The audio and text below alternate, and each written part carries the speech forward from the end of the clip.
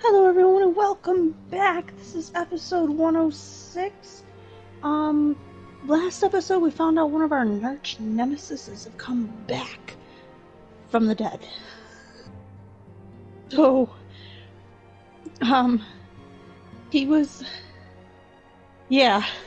This is not good. He's already creating chaos over in Karlmond, and let's find out what happens next.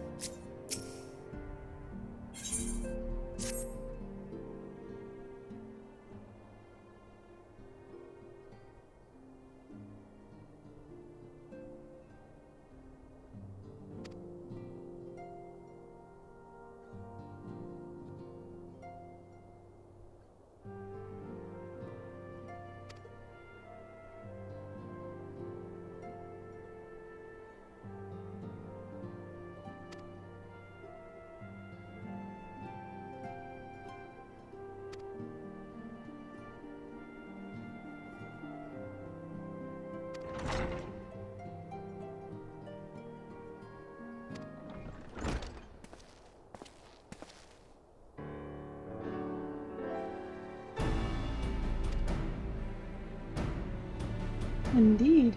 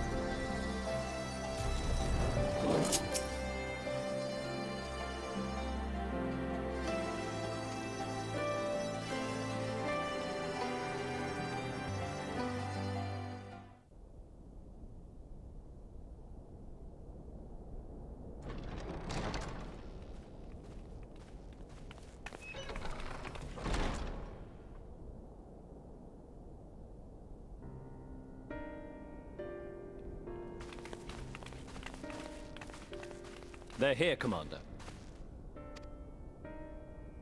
And I, for one, am grateful that they are. Told you've been busy since our paths last crossed at the Gimlet Dark. Not that I understand half of it. When the Scions spoke of other worlds, I'd struggled to describe what I pictured. Mayhap things would seem clearer were I to hear the tale from your own lips.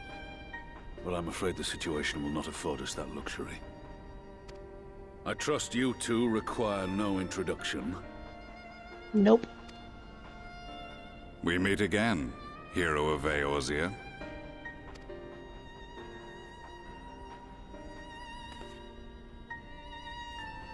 Must we repeat this ridiculous display? I pose no threat to you, though what I come to warn you of very well might. Had he meant to do us harm, I hazard he would have kept to the shadows, and brought more than 2 companions. We need not pretend to be the best of friends, but I hope we can put aside our differences for the present.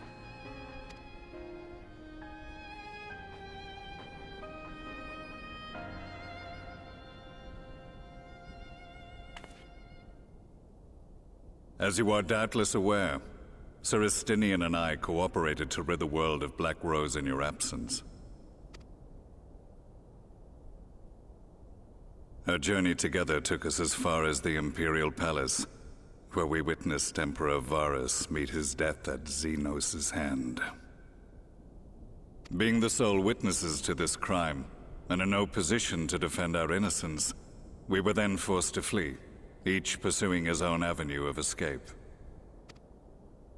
When we were later reunited, Estinian claimed to have encountered an unfamiliar kind of machina during his flight, but to me his description seemed anything but, and upon further investigation I found that I was right.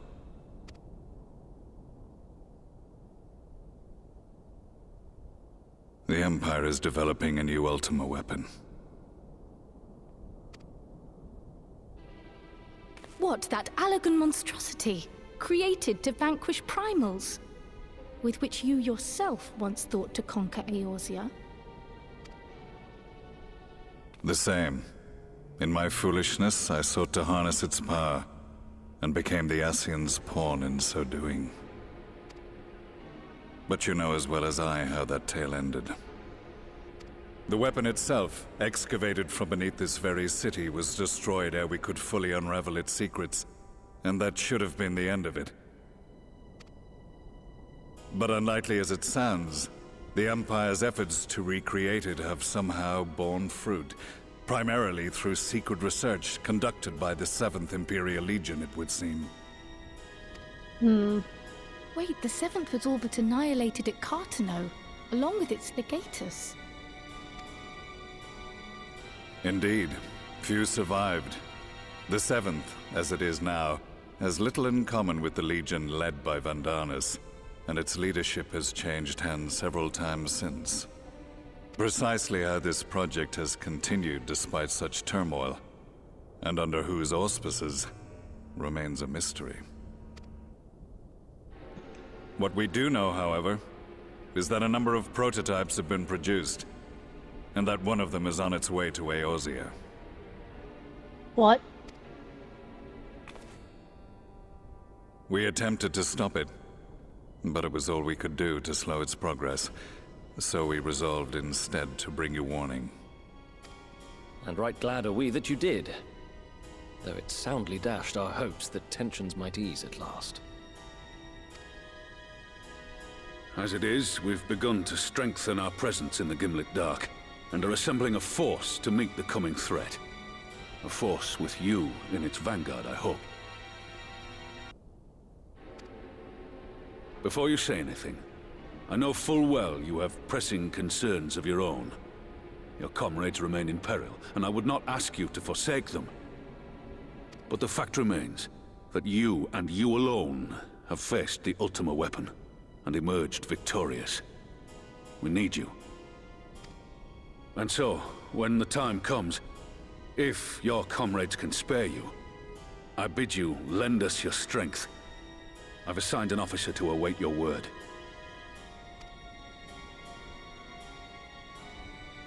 The Ascian's downfall was to be the work of my remaining days, but it was my hand that kindled these flames, and I cannot allow them to spread any further. I will do what I must to see this mistake consigned to history once and for all. even if it means begging your aid. The Fates will enjoy the irony, even as I endure the ignominy.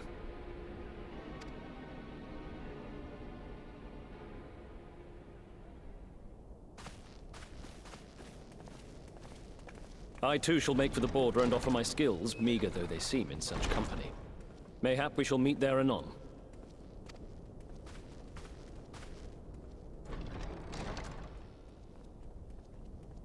Though we can ill afford to ignore the coming of a new Ultima weapon, our friend's plight grows ever more precarious, and none save you can join them in the first.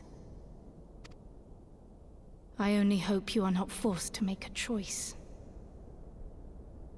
I hope so too.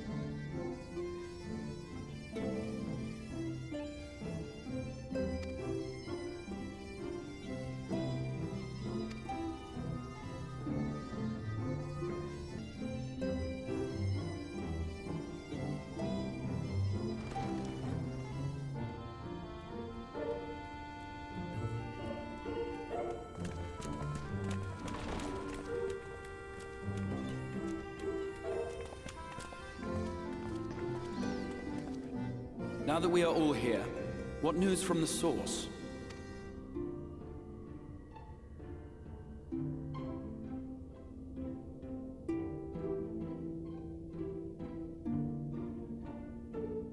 A new Ultima weapon? We must count ourselves lucky that Gaius has pledged his assistance. While this is indeed a worrying development, I think the state of the Empire as a whole greater grounds for concern. With the Emperor slain and Xenos returned, it is impossible to predict how matters will unfold in Garlemald. The Ultima weapon may be but the first of many unpleasant surprises. The situation beareth closer observation, of that there is no doubt, and doth compound our need to return unto the source.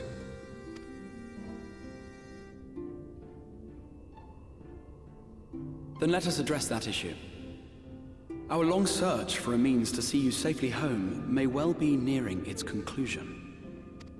Thanks in large part to Urianger and Beklug's invaluable insight, we have succeeded in fashioning a vessel for the journey. Nice.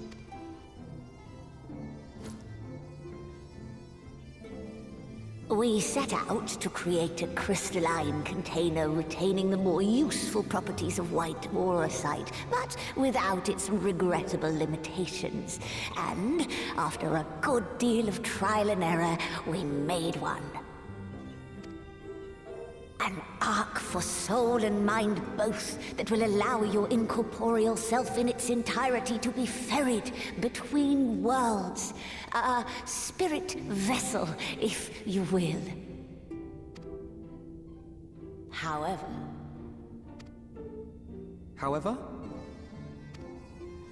Though the vessel is possessed of the requisite qualities to hold mind and memory, it wanteth yet for a means to receive of them. For that, we must needs imbue it with the Exarch's innate gift. A gift that lives on only through the blood of the Allegan Emperors, which certainly does not flow within aurosite or any other crystal. Just so, milady. The blood serveth as a conduit of sorts. In its absence, memory cannot pass from mind unto mind, nor from flesh unto crystal. That being the case, we must either alter the process of inheritance so as to require no such thing, or determine a means by which my blood may permeate the vessel. I am hopeful that the records found within this tower will yield the knowledge we require to pursue one or the other of these avenues. As well you should be. The Allegan's body of etherological research is extraordinary. I can scarce believe it the work of ages past. But its underlying principles are not so very different from those of my own field of study. Given time, we will find the answers we seek.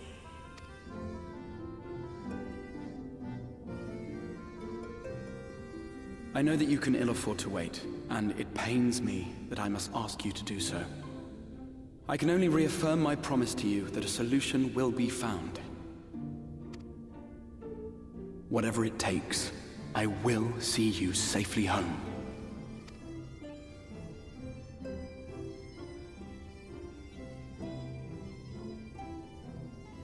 My apologies. I do hope you haven't come to tell us that mortal peril fast approaches. No. I had hoped to speak with the Warrior of Darkness. But there is no need to cut short your meeting on my account. I will be waiting outside.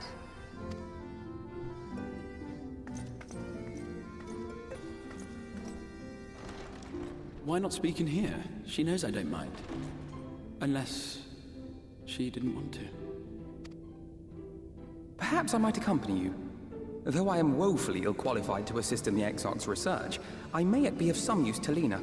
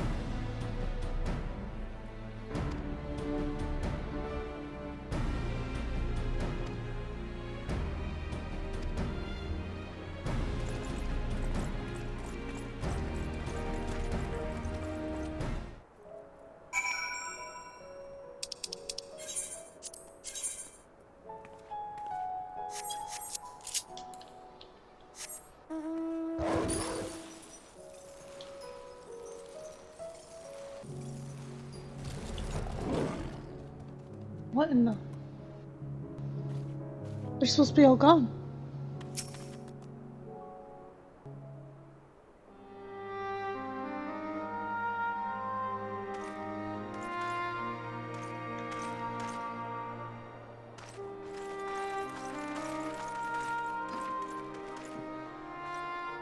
Did you slay this Eater? Your orders were to await the main force before engaging. No, Captain. It wasn't us, I swear it. A man came out of nowhere and cut it down before we knew what was happening. By himself? Certainly it is no Light Warden, but nevertheless. It's true. Felled it with a single swing of his axe, he did. I've never seen anything like it. So I says to him, "Who are you, the warrior of bleeding darkness?" And he says, "No, I'm a warrior of light." And that was it. Buggered off as quick as he came. A warrior of light? Why would someone go around calling himself that, though? It was those bastards who caused the flood. I mean, if you were going to pretend to be anyone, it'd be her. The warrior of darkness. Eh? Oh, I didn't know. It's an honor.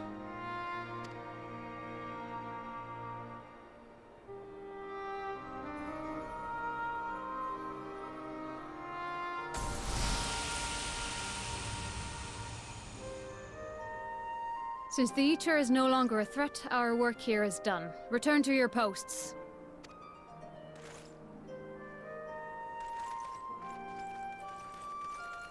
I had hoped to fight at your side today.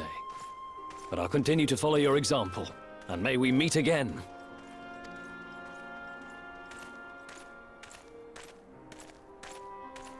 I apologize for the wasted journey. It seems I overestimated the threat. As for this warrior of light, I do not know who would be brazen enough to take that mantle for his own. Whatever it may once have meant, it is forever tainted by the association with the Flood. The Exarch told me the truth of Ardbert and his comrades' deeds, and I am aware they played some part in your own triumph. But to most, they are synonymous with the calamity that befell this world. Still, if this man is minded to destroy Sin Eaters, I may forgive him his unfortunate choice of alias. But that is neither here nor there. I thank you for accompanying me.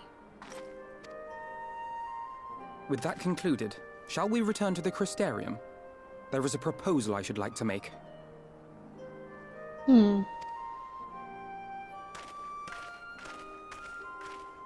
Forgive me. There is one more thing. A personal concern of mine. I had hoped you might have a moment to speak privately. Okay. Take your time. I shall go on ahead.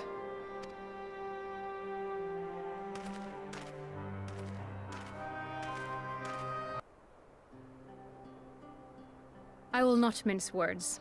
This matter concerns the Exarch. Oh no. Though his countenance belies his age, his demeanor never has. He has seen more than any man should and grown ever more weary with time. But I see I give the wrong impression. While it is true he attempted to open a letter with a salmon fillet the other evening, we are not here because I suspect his mind is deteriorating. Nor do I believe him to be so maddeningly unconcerned by the prospect of his own death as he once was. Indeed, the opposite is true.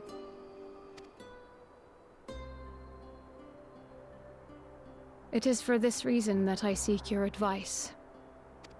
Since he returned from the Tempest, the Exarch is not as he was. He seems a different man. A younger man. I know not the details of his research, but when I saw him at work recently, there was a glint in his eye that I had never seen before. He looked happy. It was as if he had peered into the future and for the first time found joy there.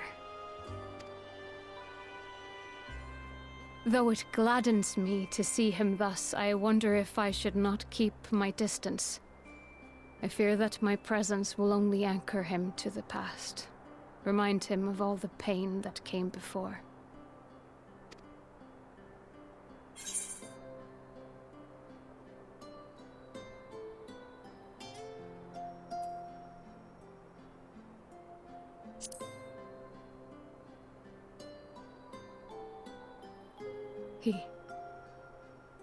Are you sure? Then perhaps we might remain as we were. As we have always been. What a relief. In that case, I will have to speak with him about the amount of time he is spending at work.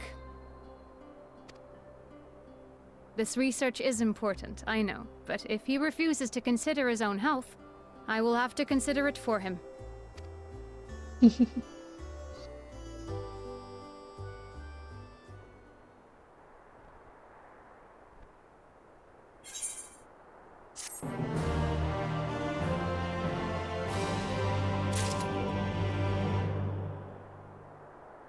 Alright everyone, I hope you enjoyed it. Please leave a like and subscribe down below. Also hit that bell icon to get notified of when my next video is posted. Hope to see you then. Bye bye.